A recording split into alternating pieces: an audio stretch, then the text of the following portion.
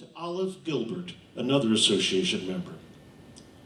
The narrative of Sojourner Truth, a Northern slave, was published privately by William Lloyd Garrison in 1850. This allowed me to earn a little money and increase my speaking engagements, where I sold copies of my book. I spoke about anti-slavery issues and women's rights, using my own personal experiences as a slave. In 1850, Mr. Benson's cotton mill failed, and he left Northampton, but I was able to buy a house there for $300. Truth became an outspoken advocate of women's rights as well as blacks' rights. Everywhere she spoke, she made a lasting impression. She was physically strong and nearly 6 feet tall, with a powerful, booming voice. In 1854, at the Ohio Women's Rights Convention in Akron, she gave her most famous speech with the legendary phrase, "Ain't I a woman?" The man over there says that women used to be helped into carriages and lifted over ditches, and to have the best place everywhere. Nobody helps me into carriages or over mud puddles or gives me the best place anywhere. And ain't I a woman?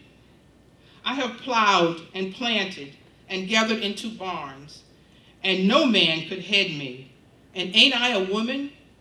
I could work as much and eat as much as any man when I could get it, and beat the lash as well. And ain't I a woman?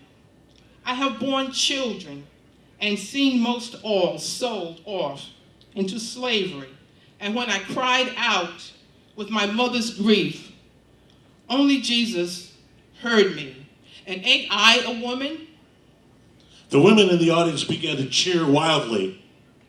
She pointed to a minister in the crowd. He talks about this thing in his head. What's they call it? Intellect, whispered a woman nearby. That's it, honey. What's intellect got to do with it? With women's rights or black folks' rights? If my cup won't hold but a